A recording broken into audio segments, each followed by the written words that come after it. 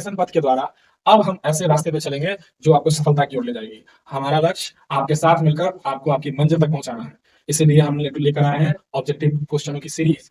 इस ऑब्जेक्टिव क्वेश्चनों के माध्यम से हम चाहेंगे कि आप 50 से 50 क्वेश्चन अटेम्प्ट कर सकें। ठीक है, तो इसीलिए आप हमारा साथ दें, हमारे साथ जुड़े रहें, हमारे वीडियोस को देखें। एक एक वीडियो चुन चुन के लाया जाएगा, वो सारे ऑब्जेक्टिव, सारे बुक, जिसके माध्यम से आपका जो डर है कि किसी तरह से मेरा ऑब्जेक्टिव ना छूट जाए, उन सारे डरों को हम दूर करेंगे। जय हिंद प्यारे बच्चों। तो आज एजुकेशन पथ की ये तीसरी सीरीज, और तीसरी सीरीज में लेसन 3 का हिस्ट्री के जितने भी ऑब्जेक्टिव हैं उन सभी को आज हम डिस्कस कर लेते हैं। और ये क्विक रिवीजन है, आप साथ बने रहें और रिवीजन करते रहें। चलिए हम शुरू करते हैं बिना समय गवाए, जल्दी से जल्दी। तो हमारा पहला क्वेश्चन है आज वस्तुनिष्ठ में, द हिस्ट्री ऑफ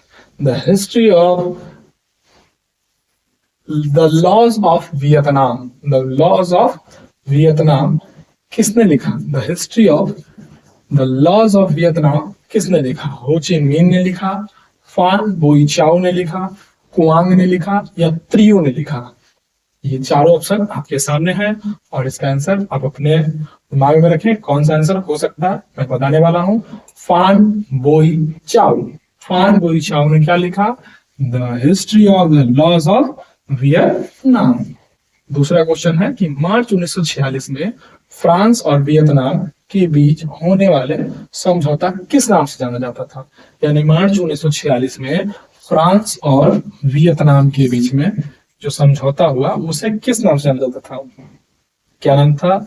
यहाँ आपके पास 3 ऑप्शन है और एक है इनमें से कोई नहीं। क्या उसका नाम तितिसिंग था, या कैंटन था, हो ची मिन था, या इनमें से कोई नहीं था? तो जहां तक मुझे ध्यान में है इसका नाम था हो साइंट मीन। हो साइंट मीन। हो साइंट मीन। हो साइंट मीन। हो साइंट मीन। हो साइंट मीन, सॉरी, हो साइंट मीन था। तो इसीलिए इसका आंसर हो जाएगा इनमें से कोई नहीं। फिर से हम देख लेते हैं कि फ्रांस और वियतनाम के बीच जो समझौता हुआ था वो किस नाम से जाना जाता है? तो उसका नाम था हो साइंट मीन। हो साइंट मीन। ये समझौता क्या था? हो साइंट मीन के नाम से जाना जाता था। तो इसीलिए इनमें से आंसर कोई नहीं होगा। हिंद चीन में कोलोन, हिंद चीन में जो कोलोन वर्ड था किन्हें कहा जाता था? कोलोन के नाम से किन्हें जाता था? विद्यार्थियों को, सैनिकों को, फ्रांसीसी नागरिकों को, चीनी नागरिकों को? तो इतना में से कौन हो जाएगा? तो आप ध्यान दें कि इनमें से आंसर जो हो जाएगा वो हो जाएगा फ्रांसीसी नागरिकों को। फ्रांसीसी नागरिकों को के लिए वियतनाम में या हिंद चीनी क्षेत्र में कोलोन शब्द का प्रयोग किया जाता था। किस शब्द का प्रयोग किया जाता था? कोलोन। ठीक है, आगे अगला है कि कंबोडिया की राजधानी, कंबोडिया की, what is the capital of Cambodia? तो कंबोडिया की राजधानी हनोई, न्योम पेन, बैंकॉक, ओटावा? तो आप डिस्कस कर लें कि आपके हिसाब से क्या होना चाहिए। हमारा तो आंसर है नोम पेन। नोम पेन ही है। आई थिंक आपका भी नोम पेन ही होगा। चलिए, अच्छी बात है। इसे बार बार रिवीजन करना है, 2 बार 3 बार देख लेने के बाद बिल्कुल एकदम आपके दिमाग में आ जाएगा। वियतनाम का एकीकरण कब हुआ था? क्या 1970 में, 1980 में, 1979 में, या 1975 में? तो इसका राइट आंसर होगा 1975। 1975 इज द राइट आंसर। अगला जो प्रश्न है वो है सिंगापुर कब आजाद हुआ? 1955 में, 1960 में, 1962 में, या 1965 में? तो आप अगर गौर करेंगे तो ये डेट है 1965 का ही डेट है जब सिंगापुर आजाद हुआ था।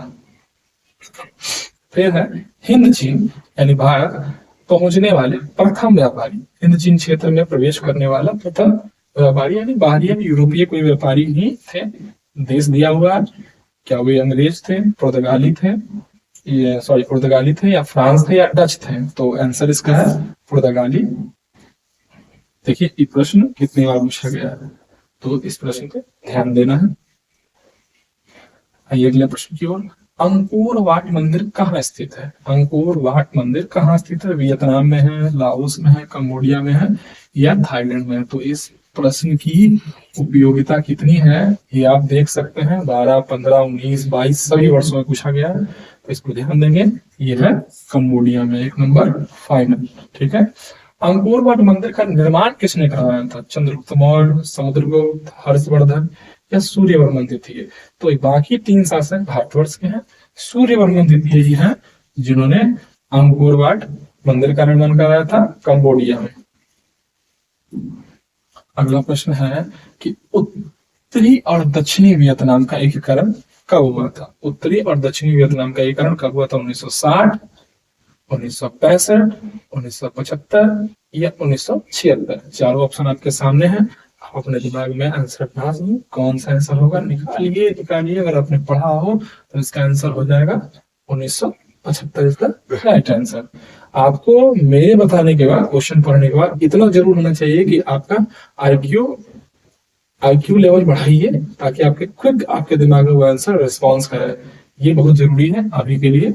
केवल रट्टा मारने से भी काम नहीं चलेगा, थोड़ी सी याददाश्त को भी ग्रोथ करनी होगी। रट्टा भी काम चलेगा मगर दोनों का याद भी करना पड़ेगा, इसलिए इसको दोबारा जरूर देखिएगा समय निकाल करके। अब मोबाइल के सही उपयोग का समय आ गया है, मोबाइल से अब रिवीजन बार बार करें। आइए, बाओदाई की सरकार कहाँ थी? बाओदाई की सरकार कहाँ थी? उत्तरी वियतनाम में थी, दक्षिणी वियतनाम में थी, कंबोडिया में थी या हानोई में थी?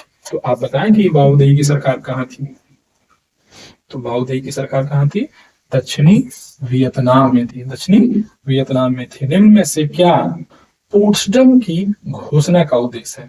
पोट्सडम की घोषणा का क्या उद्देश्य है? पोट्सडम किस प्रकार की घोषणा थी? क्या जापानी आत्मसमर्पण उसके द्वारा हो गया था? क्या अमेरिका का आत्मसमर्पण हो गया था? वियतनाम की स्वतंत्रता है या जर्मनी की एकीकरण से इसका संबंध है? तो आप अगर ध्यान दें तो इसका संबंध जापान के आत्मसमर्पण से है। इतने समय में ही आपको आंसर लाना होगा, क्योंकि एग्जाम में भी इतने समय में आपको लगकर आंसर मारना है, मैं ज्यादा समय दे नहीं सकता हूँ। Talking free school, talking free school की स्थापना कहाँ, मतलब स्थापना किया गया था, कहाँ किया गया था? कंबोडिया में, फ्रांस में, लाओस में या वियतनाम में? टोकिंग फ्री स्कूल कहाँ स्थापित किया गया था? इसका आंसर है वियतनाम में, वियतनाम में स्थापित किया। अगला प्रश्न है कि दक्षिण वियतनाम में किसकी प्रथम सरकार थी? दक्षिण वियतनाम में प्रथम सरकार पूछा जा रहा है, प्रथम सरकार किसकी थी?